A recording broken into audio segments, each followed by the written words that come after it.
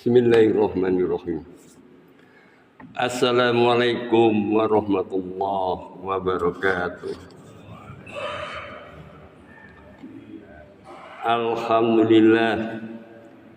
Alhamdulillahilladzi hadana li hada wa ma kunna linahtadiya laula an hadanallah.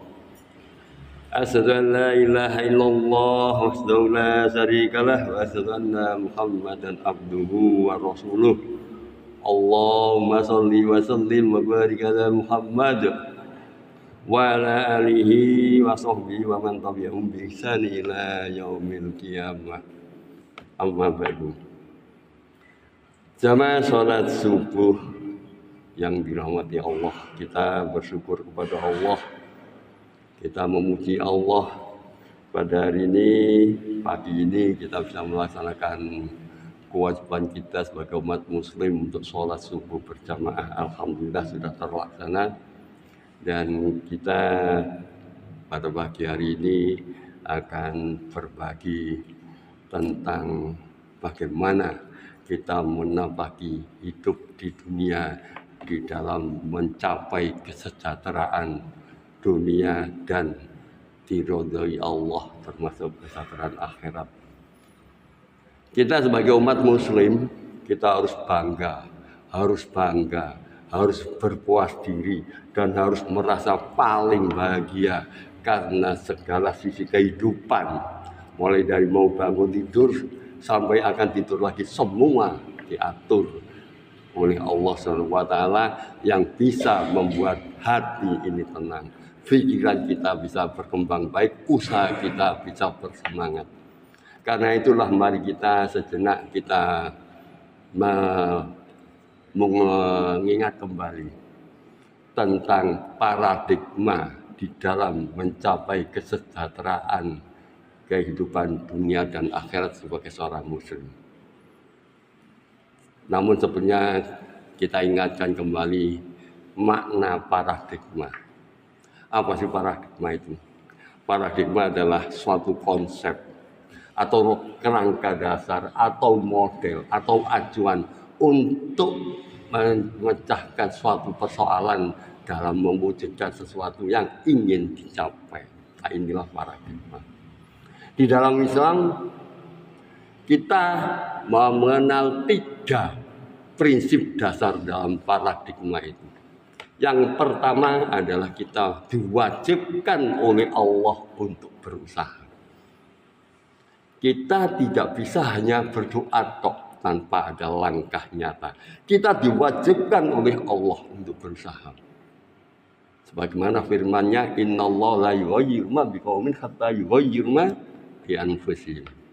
Sesungguhnya Allah tidak akan mengubah nasib seseorang jika seorang itu tidak akan mengubah dirinya sendiri. Tidak akan mengubah suatu kaum jika kaum itu tidak mengubah dirinya sendiri. Inilah berarti kita diperintahkan untuk berikhtiar, bekerja. Bekerja yang bagaimana? Bekerja yang didasari atas ilmu, pengetahuan, dan talenta serta keterampilan, bukan asal-asalan. Karena Allah sudah memberikan sinyal, wa laisa lil insani illa ma sa'a, bahwasanya seseorang manusia akan memperoleh hasil selain apa yang telah diusahakannya. Nah ini. Jadi semakin tinggi keterampilan kita, semakin tinggi pengetahuan di dalam dunia usaha kita, maka insya Allah hasilnya akan lebih baik dibanding dengan asal-asalan. Nah, inilah ada korelasi terhadap bagaimana kita meningkatkan ilmu pengetahuan kita. Sebagai contoh konkret, seorang petani yang melakukan usahanya dengan sistem konvensional atau tradisional dibanding yang melaksanakan dengan sistem intensif dan modern, tentu akan sangat berbeda hasilnya. Yang satunya mengelola asal-asalan, bibit asal-asalan, pupuk pokok secukupnya, air sokot diairi tanpa ada ilmu pengetahuan yang mendasari. Yang satunya bagaimana sistem pengolahan tanah, penyediaan bibit, pupuk berimbang, sistem pengolahannya, pasca panennya bagaimana. Tentu hasilnya akan sangat berbeda. Walaupun titik akhir penentu hasil adalah Allah. Tapi melalui ikhtiar ini yang didasarkan dengan talenta, ilmu pengetahuan, dan keterampilan akan berbeda dengan yang tradisional. Nah, ini Allah menghargai ikhtiar seseorang. Ini paragraf yang pertama. Kami memberikan singkat-singkat saja. Kemudian yang kedua, paragraf kedua, mencerminkan sebagai seorang Islam, seorang mukmin, seorang yang beriman kepada Allah. Di dalam usaha itu adalah senantiasa mengikuti perintah Allah, yakni dengan diiringi doa. Berdoa ini adalah perintah Allah. Kita bacakan di dalam firman-Nya. Ud'u rabbakum tadarru'an wa khufyah innahu la yuhibbul muqtadin. Berdoalah kepada Tuhanmu dengan berendah diri dan suara yang lembut. Sesungguhnya Allah tidak menyukai orang-orang yang melampaui batas. Nah, kita iringnya dengan berdoa. Kenapa kita harus berdoa di dalam setiap usaha? Berdoa ini memiliki makna. Dengan berdoa kita mengakui kelemahan kita, akan pemenuhan kebutuhan diri, senantiasa bergantung akan pertolongan Allah. Kemudian kita mengerahkan hati dan pikiran kita kebergantungan kepada Allah, membuktikan ketaatan kita dan ketakwaan serta keimanan kita kepada Allah. Senantiasa dengan berdoa itu kita sadar meminta pertolongan dan rahmat Allah dalam menjalani usaha tersebut, menunjukkan kebergantungan kita kepada Allah, tidak hanya mengandalkan kemampuan, talenta, dan keterampilan, tapi semua karena Allah. Dan dengan berdoa berarti kita tidak menyombongkan diri. Andaikan berhasil baik, tidak ada istilah aku kok wonge pinter, tidak ada. Jadi tidak ada kesombongan. Kemudian berdoa juga merupakan komunikasi bentuk langsung kepada Allah sebagai hablum minallah. Dan jika dalam usaha itu mengalami kegagalan, walaupun dengan teori yang sudah memadai, keterampilan yang tinggi, semua teknis dilakukan, tidak akan putus asa. Sadar bahwa manusia hanya berusaha. Kemudian Allah juga memerintahkan kita di dalam berdoa. Kita tidak boleh dengan histeris, tidak boleh dengan mencak-mencak, tidak boleh dengan suara yang keras. Berdoa dengan lemah lembut dan merendahkan diri. Ud'u rabbakum tadarru'an wa khufyah innahu la yuhibbul muqtadin. Berdoalah kepada Tuhanmu dengan berendah diri dan suara yang lembut. Sesungguhnya Allah tidak menyukai orang-orang yang melampaui batas. Dan hanya doalah yang mampu merubah takdir. Hanya melalui berdoa itu yang bisa merubah takdir. Rasulullah SAW bersabda, dari Salman Al-Farisi radhiyallahu anhu, Rasulullah SAW bersabda, tidak ada yang dapat memindahkan takdir kecuali doa, dan tidak ada yang dapat menambah umur kecuali berbuat baik. Hadis riwayat Tirmidzi. Jadi ini kemudian juga berdoa bisa juga kita mencerminkan ketakwaan kita kepada Allah, sudah melakukan perintahnya. Karena perintah Allah berdoa itu diwajibkan. Wa qala rabbukum ud'uni astajib lakum innal ladzina yastakbiruna an ibadati sayadkhuluna jahannama dakhirin.